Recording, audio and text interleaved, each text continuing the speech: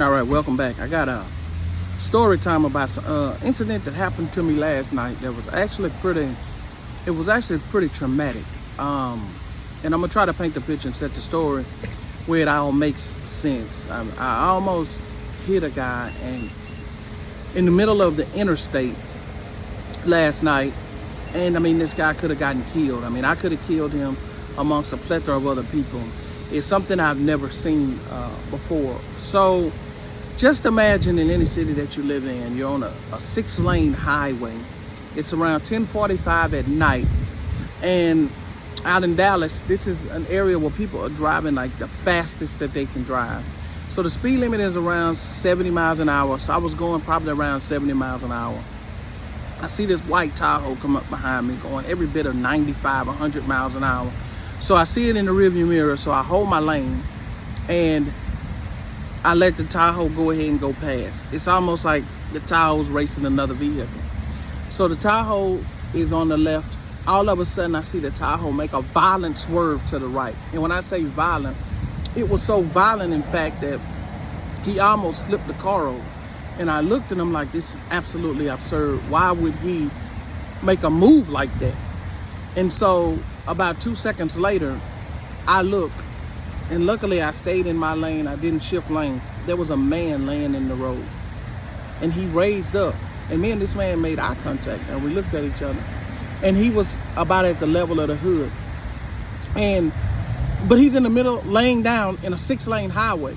And I have a dash cam.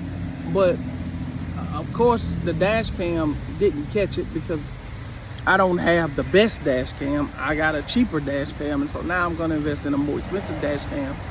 But it was terrifying because I could have hit this man and I could have killed this man because there's no way he survives a hit going 70, 75 miles an hour on the interstate. And my question then became, how did he even get there?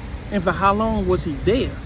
And it was almost like, and as crazy as it sounds, it was almost like the man came from a different dimension and like came out of a portal and he just ended up in the middle of the interstate.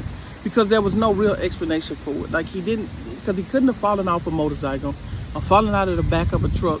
It really didn't make any sense how he could even be there that late at night in the middle of a 6-lane highway where everybody's going between 70 to 100 miles an hour. There was no explanation for a human being there. So instantly I panicked.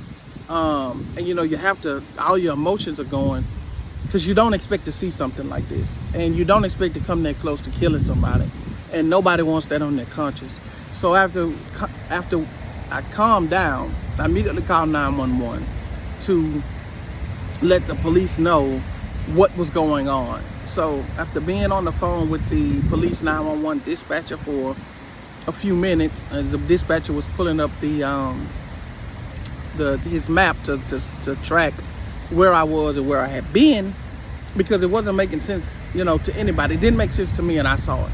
So of course it really wasn't making sense to the 911 operator. But then they started getting floods of calls from other drivers having the same incident and seeing the same thing that I saw. So it was a very traumatic experience for me.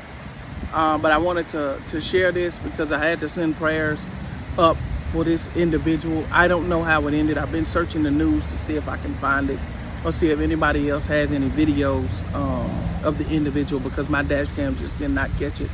And I just hope that the person was able to survive that. But it was a very, very emotional experience. And, you know, it makes you also realize how precious life is, and for everyone out there to take care of one another and stay prayed up. And yeah, that's it.